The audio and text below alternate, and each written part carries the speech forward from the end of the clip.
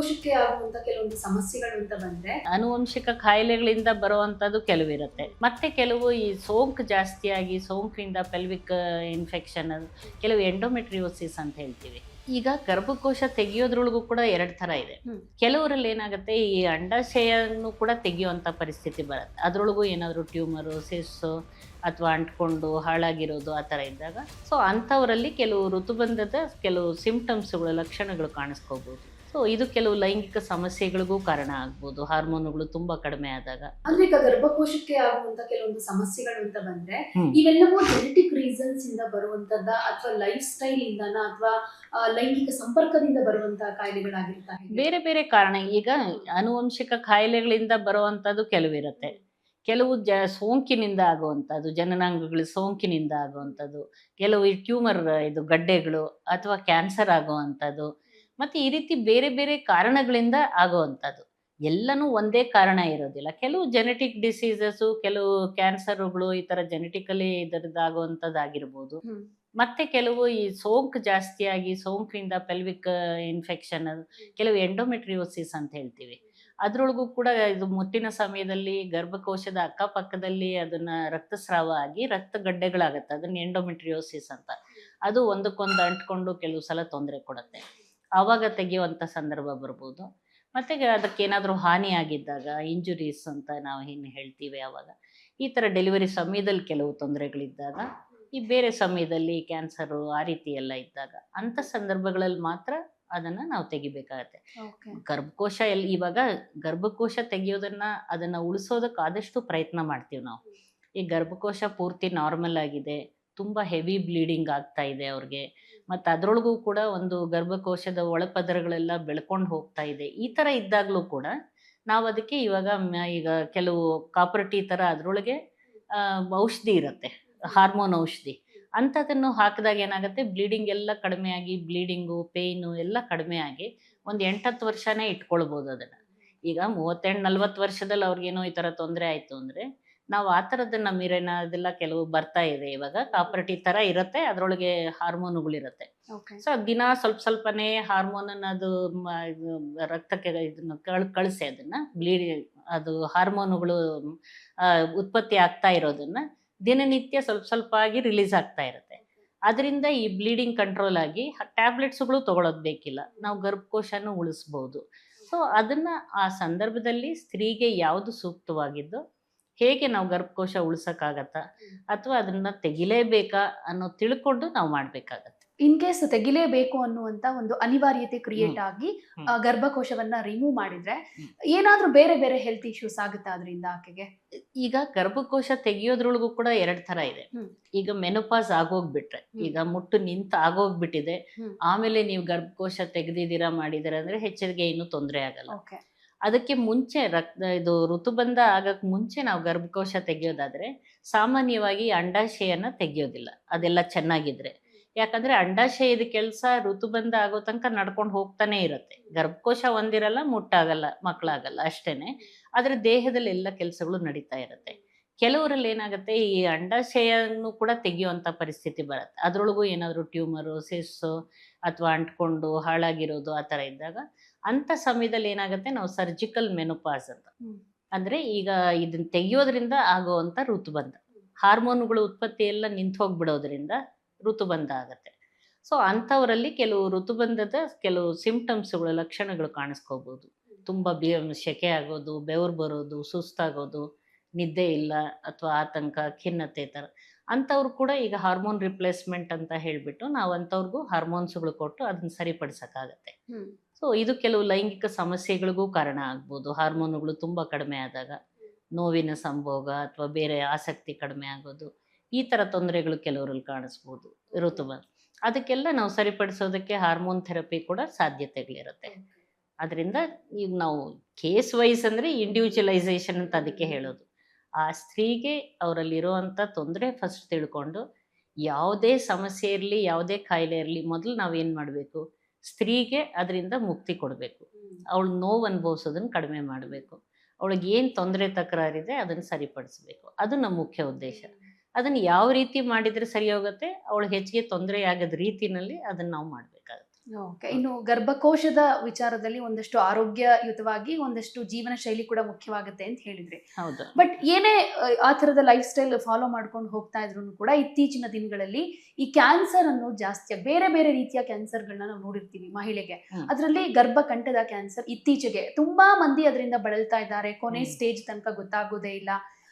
ಈ ತರದ ಒಂದಷ್ಟು ವಿಚಾರಗಳು ಬಂದಾಗ ಹೇಗೆ ಅದನ್ನ ಡಯಾಗ್ನೋಸ್ ಮಾಡೋದು, ಯಾವ ಕಾರಣದಿಂದ ಗರ್ಭಕಂಠದ ಕ್ಯಾನ್ಸರ್ ಶುರುವಾಗುತ್ತೆ? ಇವಾಗ ಸ್ತ್ರೀಯರಲ್ಲಿ ನಾವು ಕ್ಯಾನ್ಸರ್ ಅಂತ ನೋಡಿದಾಗ ಸ್ತನಗಳ ಕ್ಯಾನ್ಸರು, ಗರ್ಭಕೋಶದ ಕ್ಯಾನ್ಸರು. ಗರ್ಭಕೋಶದಲ್ಲಿ ಅದನ್ನ 2 ತರ ಇದೆ. ಗರ್ಭಕಂಠದಲ್ಲಿ ಬರ್ಬೋದು, ಗರ್ಭಕೋಶದ ದೇಹದಲ್ಲಿ ಬರ್ಬೋದು. ಅಂದ್ರೆ ಬಾಡಿ ಅಂಡ್ ಸರ್ವಿಕ್ಸ್ ಅಂತ ನಾವು ಕ್ಯಾನ್ಸರ್ ಬಾಡಿ, ಕ್ಯಾನ್ಸರ್ ಸರ್ವಿಕ್ಸ್ ಅಂತ ನಾವು ಹೇಳೋದು, ಅಥವಾ ಕ್ಯಾನ್ಸರ್ ಬ್ರೆಸ್ಟ್.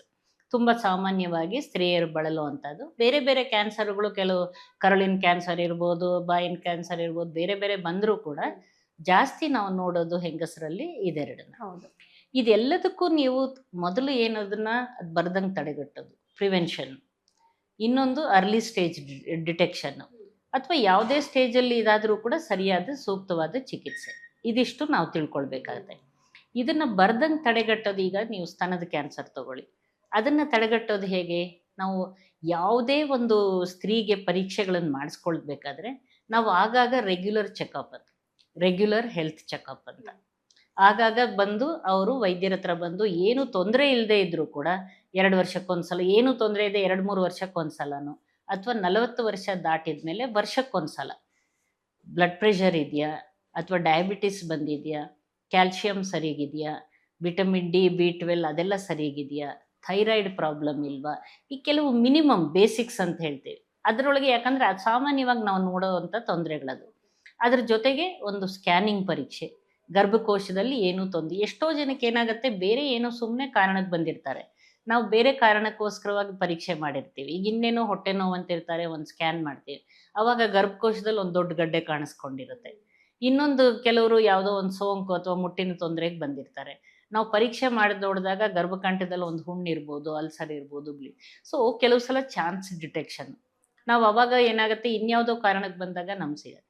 ಆ ಥರ ರೆಗ್ಯುಲರ್ ಚೆಕಪ್ ಮಾಡಿಸ್ಕೊಳ್ತಾ ಇದ್ರೆ ಒಂದಲ್ಲ ಒಂದು ಕಾರಣಕ್ಕೆ ಮೊದಲ ಹಂತದಲ್ಲೇ ಎಷ್ಟೋದನ್ನ ನಾವು ಗುರುತಿಸೋದಕ್ಕಾಗತ್ತೆ. ಏನು ತೊಂದರೆ ಇಲ್ಲದೆ ಇದ್ರೂ ಕೂಡ ಹೆಂಗಸರಲ್ಲಿ ಪ್ಯಾಪ್ಸ್ಮಿಯರ್ ಪರೀಕ್ಷೆ, ಅಥವಾ ಇದ್ರದ್ದು ಯೋನಿ ದರ್ಶಕ ಅಂತ ಹೇಳಿ ಕಾಲ್ಪಸ್ಕೋಪಿ ಪರೀಕ್ಷೆ, ಅದನ್ನು ಗರ್ಭಕಂಠ ಪರೀಕ್ಷೆ ಮಾಡೋದು, ಮತ್ತು HPV virus, high risk virus. ಈಗ ನೀವು ಕ್ಯಾನ್ಸರ್, ಗರ್ಭಕಂಠದ ಕ್ಯಾನ್ಸರ್ ಅಥವಾ ಕ್ಯಾನ್ಸರ್ ಸರ್ವಿಕ್ಸ್ ಬಗ್ಗೆ ಕೇಳ್ತಾ ಇದ್ರಿ. ಇದು ಒಂದೇ ಒಂದು ಕ್ಯಾನ್ಸರು, ಈ HPV ವೈರಸ್, ಆ ವೈರಸ್ಸಿಂದ ಆಗುವಂಥ ಕಾಯಿಲೆ ಅಂತ ಕಂಡುಹಿಡ್ದಿರೋದು. ಇದು ಒಂದೇ ಕ್ಯಾನ್ಸರ್ಗೆ ನಿಮಗೆ ಅದಕ್ಕೆ ವ್ಯಾಕ್ಸಿನ್ ಲಭ್ಯ ಇದೆ, ಈ HPV ವೈರಸ್ ಇದನ್ನು ತಡೆಗಟ್ಟೋದಕ್ಕೆ. ಈ ಸೋಂಕು ಸಾಮಾನ್ಯವಾಗಿ ಬೇರೆ ಬೇರೆ ವೈರಸ್ ಒಂದು 100 ಥರ ಅದರೊಳಗೆ ವೆರೈಟೀಸ್ ಇದೆ. ಕೆಲವು ಮಾತ್ರ ಹೈ ರಿಸ್ಕ್ ವೈರಸ್ ಅಂತ ಹೇಳ್ತೀವಿ, ಕ್ಯಾನ್ಸರ್ ಮಾಡೋ ಅಂಥದ್ದು. ಇದು ಸಾಮಾನ್ಯವಾಗಿ ಒಂದು ನೀವು ಲೈಂಗಿಕ ಸಂಪರ್ಕಕ್ಕೆ ಬಂದ ಮೇಲೆ ಎಷ್ಟೋ ಜನ ಸ್ತ್ರೀಯರಲ್ಲಿ HPV ವೈರಸ್ ಇರ್ಬೋದು, ಆದರೆ ಎಲ್ಲರಲ್ಲೂ ಅದು ತೊಂದರೆ ಕೊಡುತ್ತೆ ಅಂತೇನಿಲ್ಲ.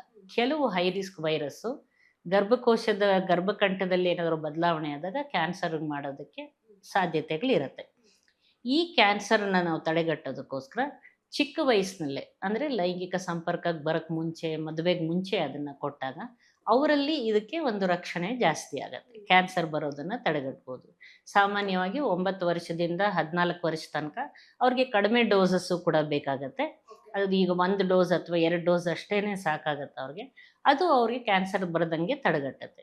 ಯಾವುದೇ ವಯಸ್ಸಲ್ಲಿ 40 ವಯಸ್ಸು ತನಕನೂ ತೊಗೋಬೋದು ವ್ಯಾಕ್ಸಿನ್ನ. ಅಂದರೆ ವಯಸ್ಸು ಆಗ್ತಾ ಆಗ್ತಾ ಏನಾಗುತ್ತೆ, ಕೆಲವು ಅದರದ್ದು ರಕ್ಷಣೆ ಅಥವಾ ಪ್ರೊಟೆಕ್ಷನ್ನು ಸ್ವಲ್ಪ ಕಡಿಮೆ ಇರುತ್ತೆ, ಎಷ್ಟೇ ಪ್ರೊಟೆಕ್ಟ್ ಮಾಡಿದರೂ ಕೂಡ.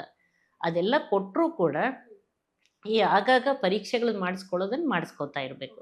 ಇದರೊಳಗೆ ಯಾವುದೇ ಒಂದು ಮುಟ್ಟಿನ ತೊಂದರೆ ಆದಾಗ, ಇನ್ನು ಆಗಾಗ ಒಂದು ರಕ್ತಸ್ರಾವ ಕಾಣಿಸ್ಕೊಳ್ಳೋದು, ಅಥವಾ ಸಂಭೋಗದ ನಂತರ ಕಾಣಿಸ್ಕೊಳ್ಳೋವಂಥ ರಕ್ತಸ್ರಾವ, ವಾಸನೆಯುಕ್ತ ಅಂತ ಬಿಳಿ ಮುಟ್ಟು ಬರೋವಂಥದ್ದು, ಒಂದು ಜನನಾಂಗದಲ್ಲಿ ಒಂದು ನೋವು, ಉರಿ ಆಗೋವಂಥದ್ದು, ಇದೆಲ್ಲ ಪ್ರಾರಂಭ ಆದಾಗ ನಿಮ್ಗೇನಾಗುತ್ತೆ, ಅದನ್ನು ನಿಮ್ಗೇನೋ ಆದಷ್ಟು ಬೇಗ ಬಂದ್ ಮಾಡಬೇಕು, ಇದು ಇನ್ನಾರು ಬೇರೆದ್ರ ಸೂಚನೆನಾ ಅಂತ ತಿಳ್ಕೊಳ್ಳೋದಕ್ಕೆ. ಸೊ ಈ ರೀತಿ ಅದನ್ನು ಪ್ರಿವೆನ್ಷನ್, ನೀವು ಕ್ಯಾನ್ಸರ್ ಸರ್ವಿಕ್ಸ್ ಪ್ರಿವೆನ್ಷನ್ ಅಂತ ಇದು ಮಾಡೋದು. ಅವ್ರು ಎಲ್ಲದಕ್ಕೂ ಒಂದು ಒಳ್ಳೆ ಜೀವನ ಶೈಲಿ ಇದ್ದಾಗ, ಆಗಾಗ ಆ ಸ್ವಚ್ಛತೆ ಕಾಪಾಡಿಕೊಂಡು, ಏನಾದರೂ ತೊಂದರೆ ಇದ್ದರೆ ಆದಷ್ಟು ಬೇಗ ವೈದ್ಯರ ಹತ್ರ ಬಂದು ಪರೀಕ್ಷೆಗಳು ಮಾಡಿಸ್ಕೊಳ್ತಿದ್ರೆ ನಾವು ಬಹಳಷ್ಟು ಜನರಲ್ಲಿ ಇದನ್ನ ಕ್ಯಾನ್ಸರ್ನ ತಡೆಗಟ್ಟಬಹುದು. Okay. ಎಲ್ಲದಕ್ಕಿಂತ ಮುಂಚೆ ಅವೇರ್ನೆಸ್. ಇವಾಗ ನೀವು ಇದೆಲ್ಲ ಪ್ರೋಗ್ರಾಮ್ ಮಾಡ್ತಿದ್ದೀರಾ, ಜನರಲ್ಲಿ ಅದ್ರ ಬಗ್ಗೆ ಅರಿವು ಮೂಡಿಸ್ತಾ ಇದ್ದೀರಾ. ಮೊದಲು ಸ್ತ್ರೀಯರು ಅರಿವು ಮೂಡಿಸ್ಕೋಬೇಕು. ಸುಮಾರಾಗಿ ಈಗ ಎಲ್ಲ ಚಾನೆಲ್ಗಳಲ್ಲಿ ಮತ್ತೆ ನ್ಯೂಸ್ ಪೇಪರ್ಸು ಒಂದು ಹೆಲ್ತ್ ಕಾಲಮು, ಒಂದು ಹೆಲ್ತ್ ಪ್ರೋಗ್ರಾಮ್ ಇದ್ದೇ ಇರುತ್ತೆ. ಹಾಗಾಗಿ ಜನಸಾಮಾನ್ಯರಲ್ಲೂ ಕೂಡ ಸ್ವಲ್ಪ ಅರಿವು ಮೂಡಿದೆ. ಆದರೂ ಕೂಡ ಈಗ ನಾನು ನಂದೊಂದು ಭರವಸೆ ಚಾರಿಟಬಲ್ ಫೌಂಡೇಶನ್ ಅಂತ ಒಂದು ನಮ್ಮದು ಟ್ರಸ್ಟ್ ಇದೆ. ಹಳ್ಳಿಗಳಿಗೆ ಹೋಗಿ ಒಂದು ಸ್ತ್ರೀಯರಲ್ಲಿ ಅದಕ್ಕೆ ಅರಿವು ಮೂಡಿಸಿ, ವ್ಯಾಕ್ಸಿನೇಷನ್ ಬಗ್ಗೆ ಇಂಪಾರ್ಟೆನ್ಸ್ ತಿಳಿಸಿ ಎಲ್ಲ ಮಾಡ್ತೀವಿ. ಆದರೂ ಇನ್ನೂ ಅವರುಗಳಲ್ಲೆಲ್ಲ ಮುಜುಗರದ ಭಾವನೆ, ಡಾಕ್ಟ್ರ್ ಹತ್ರ ಹೆಂಗೆ ಹೋಗೋದು ಅಥವಾ ಹೋದರೆ ಏನು ಹೇಳ್ಬಿಡ್ತಾರೋ ಏನೋ ಅನ್ನೋದು, ಇಷ್ಟೆಲ್ಲ ನೀವು ಅರಿವು ಮೂಡಿಸಿದ್ರು ಕೂಡ ಇನ್ನೂ ಆ ಥರ ನಮ್ಮ ಸಮಾಜದಲ್ಲಿದೆ. ಸೊ ಅದನ್ನ ಯಾವುದೇ ಮುಜುಗರ ಇಟ್ಕೊಳ್ಳದೆ, ಯಾವುದೇ ಒಂದು ಸಂಕೋಚ ಇಲ್ಲದೆ ವೈದ್ಯರ ಹತ್ರ ಬಂದು ಪರೀಕ್ಷೆ ಮಾಡ್ಬೇಕು ಅನ್ನೋದೇ ಹೆಚ್ಚಿಗೆ ಅರಿವು ಮೂಡಿಸ್ಬೇಕಾಗಿದೆ ನಾವು.